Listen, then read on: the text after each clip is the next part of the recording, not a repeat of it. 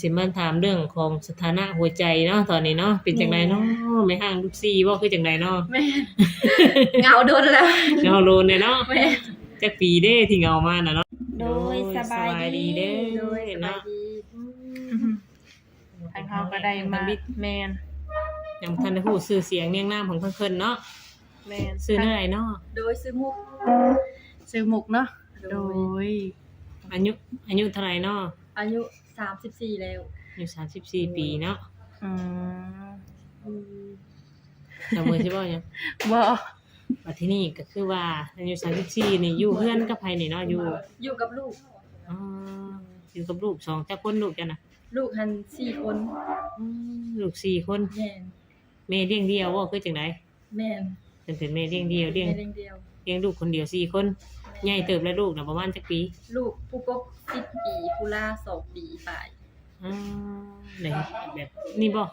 คนด่าบ่ ผู้นี้ ค เนี่ย น เป็ น่ะ นผู้ล่าผู้หญิงเป็นผู้ที่3 อ๋อลูกน่ะซับยิงซับทรายบ่ ซับยิงกับชาย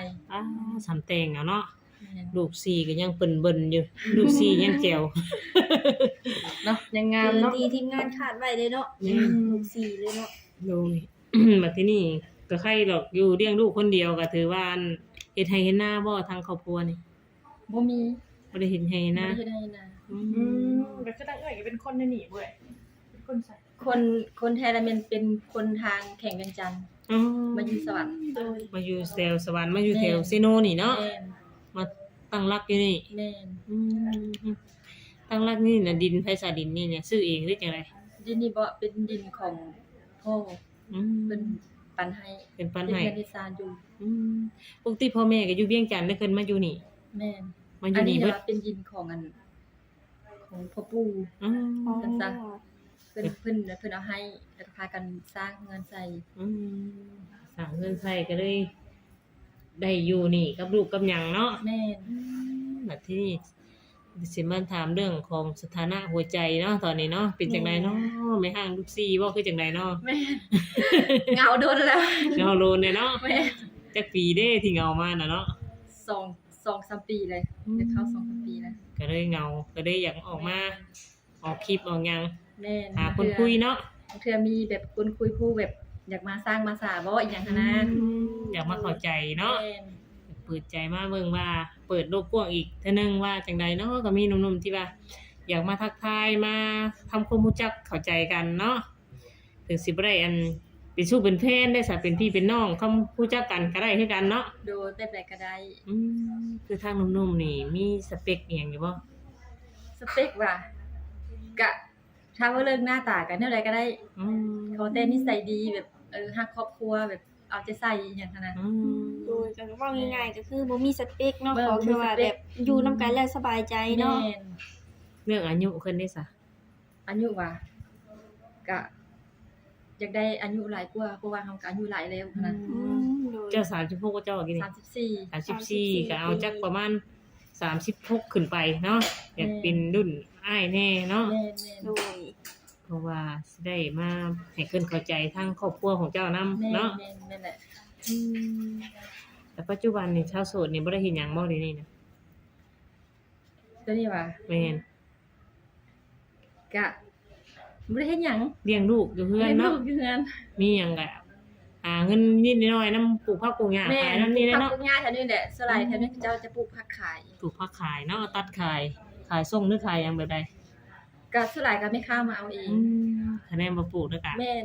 ขึ้นมาหาเองเนาะ เขาเจ้ามาเอาเองเลย เพราะว่าต้องปลูกผักอยู่บ้านก็พอได้แต่รับลูกรับเต้าอะเวลาลูกเลิกโรงเรียนเนาะ แม่น ได้ไปรับเพิ่นอยู่บ่ลูกน่ะ แม่นไปฮับไปส่ง โดย เพราะว่าเพิ่นก็ยังน้อยอยู่เนาะ แม่น มื้อนี้บ่ได้ไปโรงเรียนมาสั่นนางน้อย มื้อนี้โรงเรียนพักมื้อนี้เฮาเข้าก็เลยจะพัก ก็ได้พักอยู่เฮือนเลยเนาะ พักอยู่เฮือนนะแม่ ปกติแม่ก็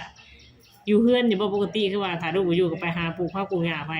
ก็พวกทับพวกหญ้าแล้วก็บ่ได้ไปใส่สลายก็อยู่เฮือน บ่ได้เว้าง่ายๆก็บ่ได้ค่อยออกไปใช้อยู่แต่เฮือน แม่ เนาะ น ก็แบบว่า บ่ได้ไปใส่ สมมุติเราเปิดใจแล้วมีหนุ่มๆมาโอ้มาร่วมน้ำนี่มีเวลาให้เพิ่นอยู่บ่มีเวลาคุยไปหยังกับเพิ่นอยู่บ่ โอ้อันนี้ได้สะดวกอยู่ สะดวกอยู่ มีเวลา นะ ให้อยู่ แล้วก็โทรศัพท์นี่บ่ได้ใช้กับลูกบ่คือจังได๋ บ่โทรศัพท์นี้ของลูกก็ต่างหาก อื ของ ม แม่ก็ต่างหาก บ่ได้ยุ่งกันเนาะ โดยบ่ได้ คือว่าสะดวกสบายได้ แม่น ทุกเทื่อทุกที่เนาะสมมุติว่าแต่งงานนี่สามารถไปเริ่มเพิ่นไล่ว่าคือจังไดคือจังให้ขึ้นมาอยู่พี่บ่คือสิไหนเป้าหมาย เป้าหมายว่าคันว่าแต่งงานก็ตัวเองก็บ่อยากไปไสเพราะว่าลงรักปักฐานอยู่แล้วนะ ก็เลย แต่เขาเจ้าอยากมาพี่ก็ได้มาอยู่พี่ ก็มาพี่อยู่มาอยู่พี่ซะเพราะว่าเพิ่นก็มีเรือนมีซ่านเป็นของตัวเองแล้วเนาะ แม่น ก็มาอยู่สร้างครอบครัวอยู่พี่ถ้าอยากให้ไปเที่ยวหรือว่าขึ้นมาบ่ได้ก็เที่ยวไปเที่ยวมาเอาเนาะ โดย แบบนี้ได้อยู่ โดย แต่ก็ยังบ่เคยแถวนี้หนุ่มๆแถวนี้ก็บ่ได้มีว่าซะอันมาโอ้มาลมน้ำแถวนี้ บ่มี บ่มีแค่นี้ ยังกันแต่โสดมาก็ยังบ่มีไผมาจับจองหัวใจเลย ดูยังบ่มีเลย บัดที่นี่ก็ได้ลองเปิดใจเบิ่งเรื่องกว้างเพื่อเจอหนุ่มทางอยู่คนลาวซึ่งเถื่อก็ไปอยู่ต่างประเทศแบบนี้เนาะเพิ่นมาโอ้มาลมก็โอ้ลมกับเพิ่นหรือว่านุ่มพังไหลก็บ่ได้ติแม่นบ่ บ่ได้ติ ขอแต่ว่าจริงใจเนาะ โดยขอแต่จริงใจเท่านั้น ครับสภาพครอบครัว แม่น ให้ปรึกษาคำแนะนำเนาะ โดย เพราะว่าเพิ่นอีกอย่างเพิ่นก็มีลูกถ้าสิมาสร้างครอบครัวกับเพิ่นบางทีลูกก็กำลังกำลังเรียนก็ต้องปรึกษาไล่เรื่องลูกเรื่องเต้าแม่นล่ะวะ โดยก็แบบอยากได้ผู้ที่ว่าเขาเจ้าแบบฮับในสิ่งที่เฮาเป็นได้หั่นแหละเนาะ แม่น แบบเข้าใจเฮาโดยคันคือเอื้อยนี่มีสับแบบอยากแบบส่วนใจในคิดเดี๋ยวนี้อยากลมเป็นพิเศษนี่ทางฝั่งใดบ่เดี๋ยวนี้หรือว่าทางใดก็ได้ ทางไหนก็ได้ แบบบ่มีเนาะ บ่ได้เจาะจงแม่น โดยแบบคุยทางใดก็ได้เนาะ ขอแค่ว่าแบบลมแล้วแบบสบายใจเนาะเข้าใจกัน และแบบคันคือทางผู้ที่ว่าเพิ่นมาฮักมาเกื้ออยากลองโอลมนี่เพิ่นเป็นทางพอห่างพอหมายเดี๋ยวเพิ่นมีลูกติดเด้ซะเอ้ยสิฮักเพิ่นได้อยู่บ่ อืมก็ได้เด้เพราะว่าพวกห้างกับไม้ๆหรืออหยังมันน่าจะเข้าใจกันดี โดย เราก็มีครอบครัว แม่ เนาะ ก็แบบนี้คือกันเนาะ แม่น สิไปติไปว่าเพิ่นก็บ่ได้เนาะ แม่น แบบเฮา แม่น ว่าง่ายๆก็ฮับได้เนาะแค่ขอแค่ว่าเข้าใจหั่นล่ะ แม่ เนาะ นแม่น เพราะว่าเพิ่นก็มีลูกเฮาก็มีลูก แล้วก็ บาง มี ที ลูกแม่นแหละ มาสร้างครอบครัวนํกันก็พอดีแหละบ่ต้องเพราะว่าอายุหลายแล้วเนาะ แม่น ก็บ่ต้องเอาลูกก็ได้ สิมีหลายอย่างที่เข้ากัน แม่น เข้าใจกันได้ง่าย เวลาเฒ่ามาลูกเฮาก็ดูแลเฮาลูกเพิ่นก็พร้อมสิดูแลเพิ่นอยู่แล้วแบบนี้มันจังสำบายอย่างหนึงถ้าต่างคนต่างแบบเพิ่นก็โสดบัดนี้เพิ่นก็อยากได้ลูกแล้วบัดนี้เนาะถ้าสิครับสมมุติว่าเพิ่นอยากได้ลูกจริงๆเลยซะแบบเพิ่นสิเพิ่นเจ้าก็มีให้ได้อยู่บ่ยังมีได้อยู่บ่ ได้ก็ ก็ยังมีได้อยู่เนาะ แม่น ถ้าจังได๋เพิ่นก็ยังเอาอยู่ดีเราก็ต้องเอาให้เพิ่นเนาะสักคนหนึงก็ยังดีเนาะเพราะว่าลูกเพิ่นก็ใหญ่เบิดแล้วเป็นได้ลูกบ่ไปโรงเรียนบ่มื้อนี้เอาบ่พอใหม่น่ะลูก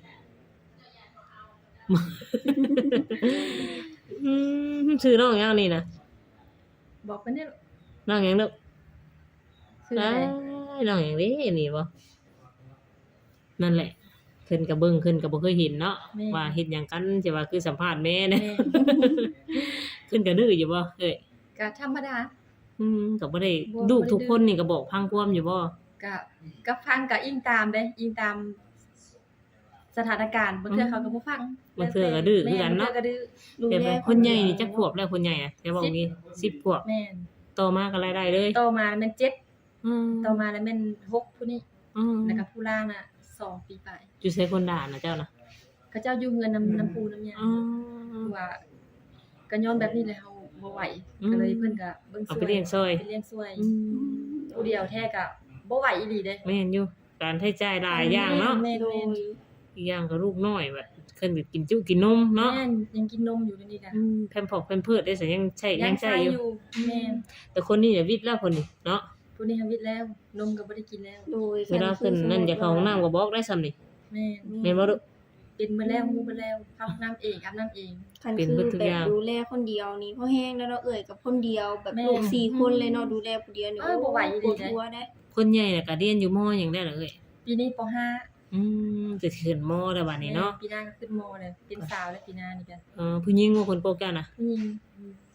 บางทีก็สิรักษาลูกอีกบางเทื่อขึ้นเป็นสาวเป็นหยังก็ดูได้ยากเนาะบางเทื่อก็สมัยนี้ยังขึ้นไปยามค่ำยามคืนเนาะ แม่นแม่น ถ้าเฮามีคนปรึกษาหาเด้อให้แน่พอได้อันปรึกษาช่วยกันหาทางออกเจอเนาะ แม่น เพราะว่าเลี้ยงลูกคนเดียวนี่เป็นแม่ยิ่งมันก็จะลำบากหน่อยนึง แม่นแหละ แบบข้าวน้ำซ้ำปลานี่มีแต่ซื้อกินเองบ่ เอาน้ำตำปลาว่ะ แม่น ซื้อ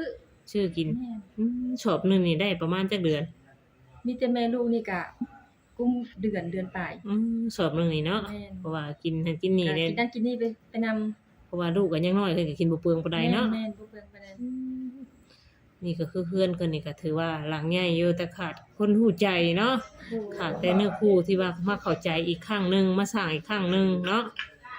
จะได้อันสร้างต่อเติมไปอีก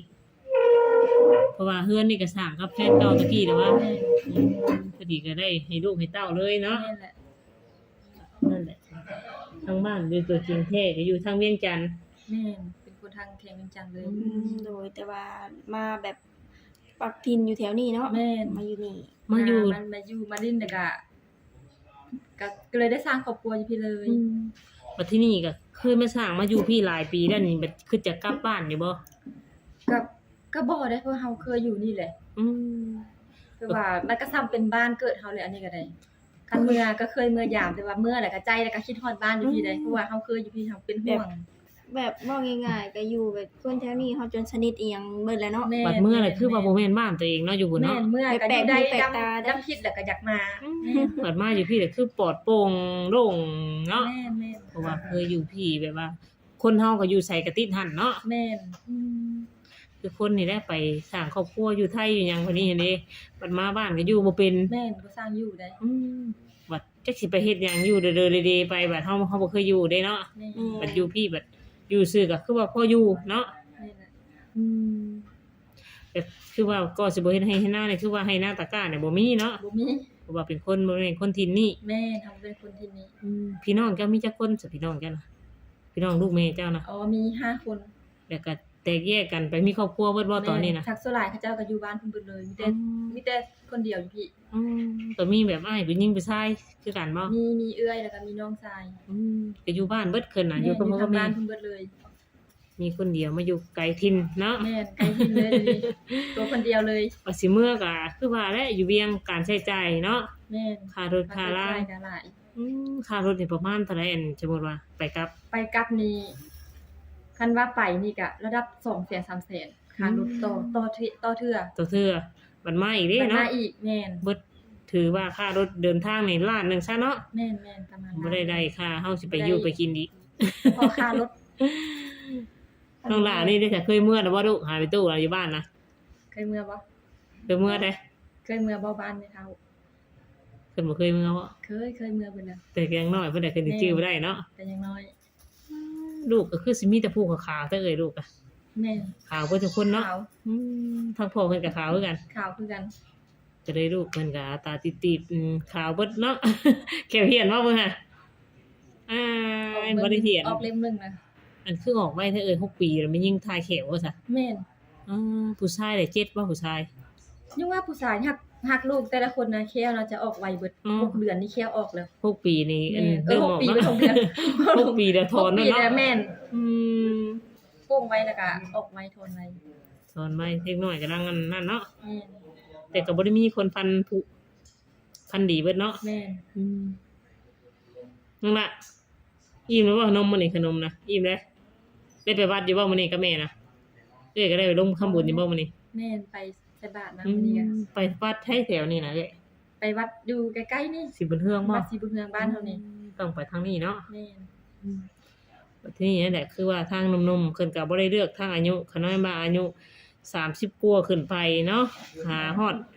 65บ่เอ้ยประมาณนี้ได้บ่70ก็ได้บ่ ประมาณนี้ก็ได้ แล้วแต่ลงเบิ่งเนาะ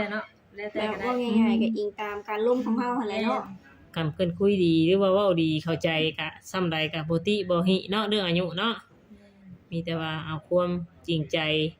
สำคัญแน่ๆก็ต้องใจหั่นแหละแบบถ้าเว้าก็ต้องเฮ็ดให้ได้เนาะสมมุติว่าเว้าว่ามักจังซั่นจังซี่บัดจิตใจไปอีเป็นอีกแบบหนึงก็บ่ได้เพราะว่าเพิ่นสิตัดสินใจแต่งงานกับไผก็คือว่าลูกเพิ่นนี่ก็มีลูกแล้วเนาะเอ้ยเนาะก็ย่านมีปัญหากับลูกเนาะต้องเอาคนที่เข้าใจที่สุด ก่อนอื่นแบบสิคิดแบบตกลงปรงใจนี่ก็ต้องคิดแบบคิดร้ายแหละเนาะเพราะว่าน้ำลูกหั่น แม่ น่ะเนาะ ก็คิดนักอยู่ได้ แม่นก่อนสิเข้าใครเข้ามาจีบนี่ก็คือว่าอยากยากเติบอยู่ก็เพิ่นสิปรุงใจให้เนาะก็คือว่าตกลงกันครั้งแน่ก่อนสิตกลงปรุงใจกันเนาะแบบว่ามานิดๆหน่อยๆแบบบ่เข้าใจก็บ่ได้เดี๋ยวสิมีปัญหาตามหลัง อีโตนทั้งลูกเพิ่นเนาะน้องล่ะ นั่นแหละค่ะแต่คือเรื่องหัวใจพ่อแม่พี่น้องเอ้ยเนาะมาสร้างครอบครัวกับเพิ่นไปๆมาๆก็ได้อยู่ถ้ามีอันธุระเฮ็ดอยู่ทางพุ่นก็เที่ยวไปเที่ยวมาเอาเนาะ แม่ บ่ได้ มาก็ได้ แต่ว่าทางขึ้นนี่ก็ถือว่า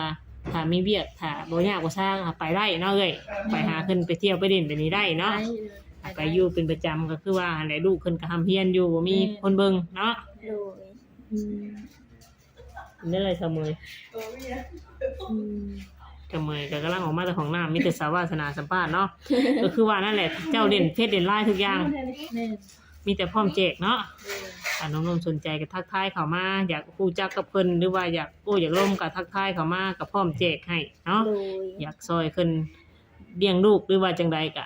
เป็นสะพานบุญสะพานหักให้ได้ทั้งสองทางเนาะ โดย พร้อมแจกทุกอย่างตอนแรกนี่ก็เอาปล่อยลงไปก็ทางเอ้ยก็รับเพชรทำหยังกันเด้อ โดย เกือเพิ่นทักเข้ามาเนาะ โดย